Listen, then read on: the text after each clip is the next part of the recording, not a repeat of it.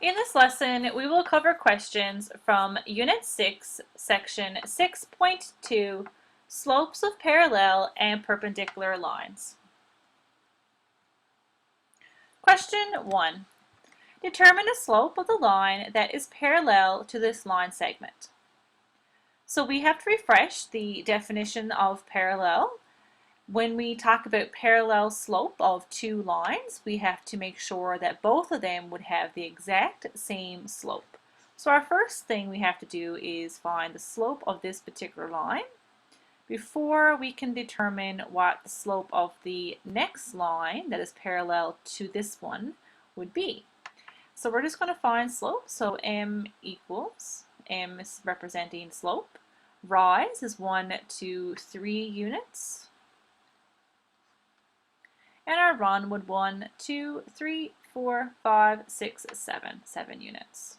Our line is increasing from point K to point X, so therefore we have a positive 3/7.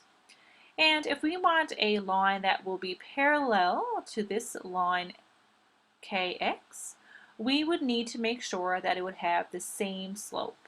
So the response here, the answer would be C.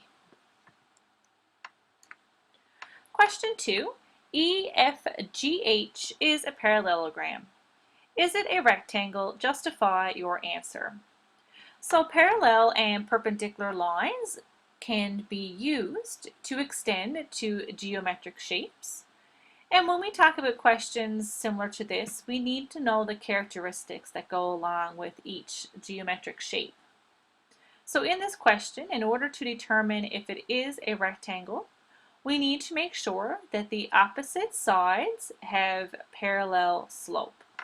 So we're actually going to first label all the points, the coordinate points that would match each vertice.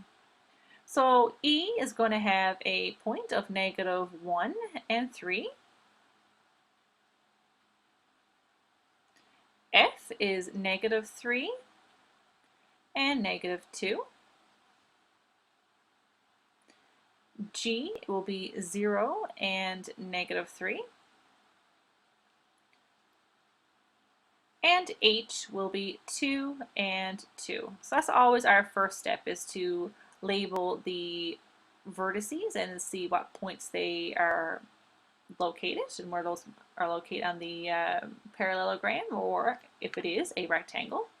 So we're going to determine the slope first of side EF and compare it with the slope of GH.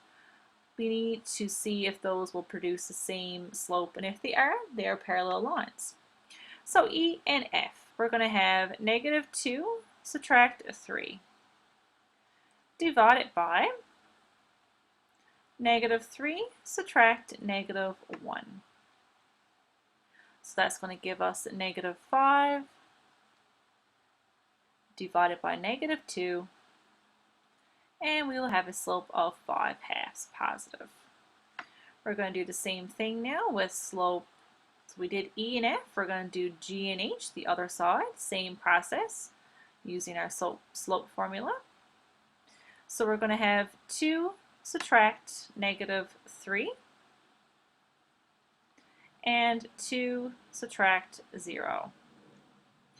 That's going to give us 5 divided by 2. So yes, both of those are the same, so we can make a little conclusion here that M, the slope of EF,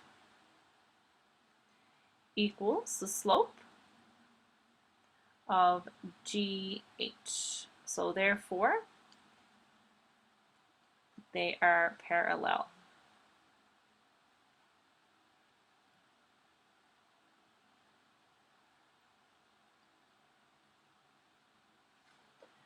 Now, next, what we can do, we can actually do the same process for E to H and F to G. And if you do that, we will also determine that they have the same slope as well. So E to H, we're looking at 3 subtract 2 and -1 subtract 2. and this will give us negative 1/3. And lastly, we'll look at the slope of FG. So we have negative 2, subtract negative 3, divided by negative 3, subtract 0. And this again will give us negative 1/3. And we can write on the bottom here that the slope of EH equals the slope, oops, that's an M there, of FG. So since the slope of E and F are parallel with GH, they are opposite sides that are parallel. And we also checked E to H and F to G. Those slopes are also parallel. So therefore, we can conclude that EFGH is certainly a rectangle.